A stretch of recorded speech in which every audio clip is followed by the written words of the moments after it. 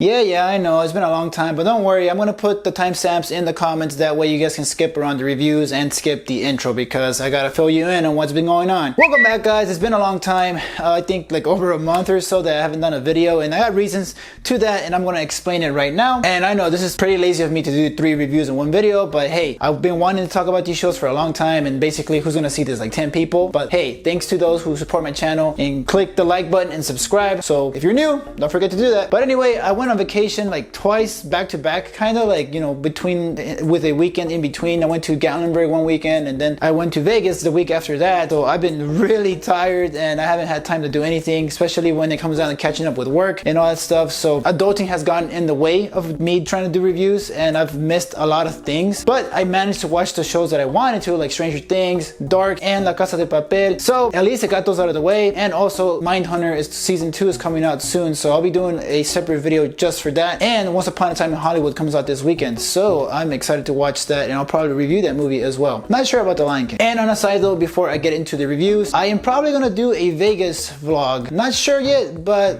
we'll see how that goes. So let's start off with Stranger Things, and yes, I am gonna have some spoilers in this video. I'm gonna keep these reviews very short since I'm doing 3 in one video, and I know, like I said, it is lazy of me, but hey, I'm gonna give you my highs and lows and my rating basically of how I felt for each season. So Stranger Things season 3 is out already on Netflix, and the best thing for me from this season itself is Billy and Hopper. Billy himself was always seen as the bad guy, but in this season he basically redeems himself at the very end, and I've always liked that part about Billy. He's always mean, he's always like the villain, but hey, this time he got to redeem himself, and a conclusion to his story was very well done. It's sad that we see him die in the show, said spoilers, but I like how they took him out of the show. It was very well done, and on top of that, Dacre Montgomery was really good in the show. I think he gave one of the best performances overall out of everybody in the cast. Hopper himself was pretty awesome in this season because he was pissed off literally the entire season, and we've already seen him mad, but this time he was mad because everybody's growing up. Elle is like locking the door because she's in there with Mike, you know, because, you know, just kidding, they're teenagers, they're not doing that. I hope not. But anyway, he's also pissed at the fact that Joyce won't give him a date. And again, we don't know if he's really dead or not, because guess what? It looks like everybody disintegrated, and at the same time he disappeared, but they didn't show us the part where he like dies. So I'm wondering if he's gonna come back somehow, or if he's stuck in the upside down like Will was at one point, but we'll see. But other than that, it was very sad seeing all these characters like basically like dispersed at the end of the season. In a way, for me, Stranger Things has gotten to the point where like the monsters, you know, obviously, you know, monsters need to be in the show, but I don't really care about the monsters sometimes because I love the cast. The chemistry that they all have with each other like is what makes this show great for me. Like for example, this season kind of starts off a little slow. They kind of like basically sets us up for what's to come, but at the same time I like the fact that they're showing us, you know, what everybody has been up to. Steve gets a job at the mall, you know, Dustin has a girlfriend, Elle and Mike are dating, all this stuff. So I really like that, and at the same time it's like, you know, I forget that there's monsters sometimes. Like if there was just a story between these characters on a daily basis, I would watch it still. I love the whole idea that there are Russian evil people, like an evil corporation, and it's like it's such a throwback to the 80 movies where like any foreign country is basically seen as the villain in a story, and I like how they're like, they have to be Russians, it's the Russians. So it's pretty funny how they play along with that. And of course they've been doing this in season 1 and 2 where they throw back to the 80s, and the music is so great. So they've been doing that already in season 1 and 2. So I mean, season 3 is just another way of showing how good the production is in the series like this on Netflix. One thing that I liked about this season was that all the kids were kind of spread out into different groups. You have Steve and Dustin, you have Elle and Mike, you have Hopper and Joyce and Alexi, which, you know, ends up dying, which sucks because he wanted his slushie. But anyway, I love that guy. Good inclusion to this season. But anyway, I like how all of them were kind of in their separate ways and figuring out what's going on with this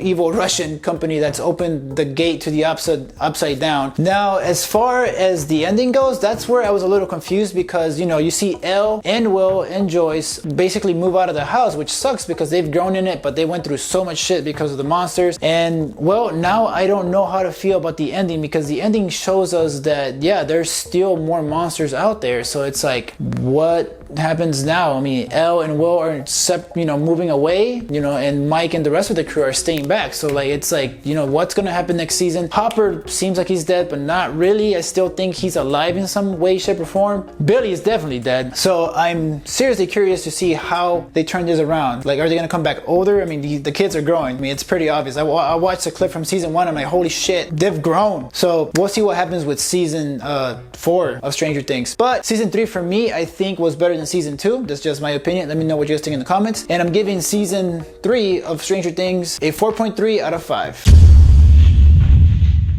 It's funny, I watched 3 shows, one in English, one in German, and one in Spanish. I just realized that. I wish I can speak German though. Moving on to the next show, and that is Dark. Now, Dark is a very interesting and confusing as shit show, but I love it because it has to do with time traveling, the apocalypse, and whatnot. And season 2 is basically here to answer a lot of the questions that we were left off with season 1. And I think that's the main thing that this season does so well, is answer so many questions that we had from season 1. But now when you get to the end of season 3, you get thrown the whole multi-dimensional characters thing, and you're like, just like, what the fuck? Now what am I supposed to do with this information? Now you gotta wait another year until the next season comes out. Like, come on. I don't think this season is as good as season 1. It is solid, but I still liked season 1 better because the initial setup was really well done. And in this one thing that they do very well is the family trees. Like, they kind of explain, how they know the things that they know. Like, Claudia kind of reveals herself to her younger self. Same thing with Jonas. Jonas reveals himself to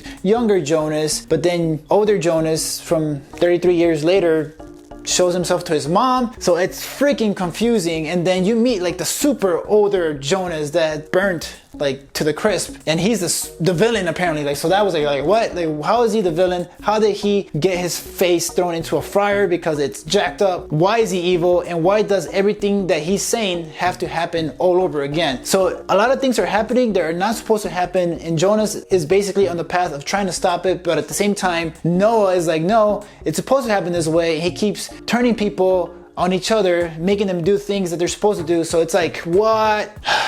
This show is confusing. Like, the relationships in this season just get muddier and muddier, and I mean, some of it is like, feels like incest and whatnot, not like Game of Thrones level, but still. And I'm kind of glad that we're not just stuck in the future, because we go even further back, like back. The timelines get confusing a bit, so I would say, put your phones down and just pay attention to the show, because it can get confusing very easily, and you definitely need to see season 1 at least one more time, or like watch a recap. I do like the answers that we get for Ulrich. We also find out who Carolyn's parents are, and we get a lot of information thrown in this season, so it kind of felt like they were like answering questions, and at the same time they were in the form of surprises. And some of them were very effective, and sometimes it didn't feel effective because I felt like I was supposed to expect something each episode, like something big, and sometimes they were very effective, sometimes they were not. So I just felt like, okay, what's next? I do like the fact that they brought up like paradoxes, so that's pretty fun, and you get to like kind of like do your own research and try to figure out what that paradox might mean. But they also keep talking about the apocalypse and how it's supposed to happen and how everything's supposed to repeat itself, and they explain it so many times to the point where I'm like, I still don't get it. Maybe I'm just dumb as hell, but that's the way I see it in this show. So the funny thing is, like, I get confused so easily, but at the same time I want to keep watching it. Also, there's some new additions to the show itself, like new characters. There's this new guy that's a detective, and he's very interesting because he's like basically trying to figure out what happened to all these missing people, and he had like a brother that went missing as well. So he's trying to figure out, who the hell is Noah, and what's up with the power plant. Why is there a lot of things coming out of there? But one of the biggest things is the ending. Martha comes back, but it's not Martha from that world. It's apparently Martha from a different world. So you're like, what? So now it's like the Marvel universe where there's like multiple universes. So I'm guessing they're doing that here too. So who knows? We'll see what happens. So like I said, I loved season 1. Season 2, it was good. It was really good. It kind of left me with more questions, and at the same time, like I said, it kind of became predictable with all the twists and turns. So take it how you want. Let me know what you guys thought of season 2. I'm giving season 2 of Dark a 4 out of 5. And now the last one, which is season 3 of Casa De Papel, which was honestly really good. I was pretty impressed by it, and I honestly think it ended on a crazy note. Like, I mean, I feel like the ending was a little bit better than season 1's ending. It wasn't better than season 1, but the ending was. And Nairobi dies, which sucks because I really love this character, or at least it looks like she dies because she got freaking sniped at while she was looking out at her son, and that's a dick move from that pregnant lady who smokes. I do not approve of that. But overall, I think the season season was very well done. I mean, we went back to the Professor Berlin, who is dead, which sucks, but we get to see him in the form of flashbacks and, you know, him basically telling us his plan and, you know, what we're supposed to do. Like, we have new characters like Bogota, these other guys with like earrings, and like Berlin's replacement, which is kind of a dick. I don't really like him. I mean, Berlin was a dick too, but I liked the way Berlin was. Like, he knew he was a dick, but I feel like the new guy is just a bigger dick. I like the new inclusion of the characters because it just adds more conflict to this story when, you know, they're supposed to try to achieve getting the gold out. My biggest gripe with this season is, you know, how we end up going to rob the bank. The biggest bank, the most secure one in Spain, in Madrid. So I was just like, why? So hear me out. The whole reason why they're doing this is to get Rio back. So at the beginning of season 3, which is already weird for me because it looks like a fairy tale for me. Like, it looks like it's too good to be true in a way. Like, the shots are like, they look like straight out of a novela. So it's like, you know, Rio and Tokyo are like out on this beach living their best life. Professor with Raquel out somewhere in freaking Asia, you know, doing their thing. And then, you know, Rio and Tokyo do the stupidest things, which is like, you know, keep on talking on the phone, which is already a no-no. But then my biggest gripe with it is the fact that they have to rob a bank to go get back Rio. And to me, it still kind of doesn't make sense. So yeah, I'm still thinking about it. But don't worry about it. Like, my thing with this season is like episodes 1 and 2, I think, were like the main setup where it's like, okay, we're gonna do this because we want to get back Rio, but why? Anyway, if you get past that point like I did, once we start the atraco or the heist, I'm all for it. Like, that's what I love about the show. I love the heist. I really didn't, like, I guess I needed a reason as to why they do it, but the reason for me wasn't good enough, if that makes sense. But like, once they start with the heist, it's all good. Now, the new lady who's pregnant, she's freaking evil and she's way better than Raquel, like, as far as like getting to a professor, because at the end, she won that battle. Denver actually is more chill now because he stole a mistress from Arturo, which Arturo is like now a pimp or something. He looks all pimped out, wrote a book about his experience and somehow gets himself back into the new heist. Like, come on. I already hate him. He's so annoying. I don't know why. I never liked Arturo. Like, kill him. But yeah, this season I think is pretty solid after all. But like I said, I didn't like it as much as season 1 or 2, but it's still good and it's still worth watching. So I can't wait for season 4 because I mean, they can't just leave me with that ending. Like, come on. They faked Raquel's death, which was good because it had me all focused on Nairobi, and I thought they executed her. So it was good. I can't say enough about that. But yeah, I think I'm gonna give Casa de Papel season 3 a 3.8 out of 5. I can't get it to a 4 or a B rating because I like I said, it's still the real thing. It still doesn't make sense to me. And you know, they want to start a war or whatever. Like, I mean, it's awesome and shit, but like sometimes it does not so clear to me. But yeah, guys, those are my thoughts on all of these shows. I'm gonna be watching Once Upon a Time in Hollywood over the weekend. I'm gonna make a review out of that, and I'm also gonna probably do the vlog for Vegas. So if you made it this far in my video and you like the content that I make, please leave a like and subscribe to my channel. It will help out a lot. I always say I'm gonna make more videos, but who knows? We'll see. But as always, stay tuned.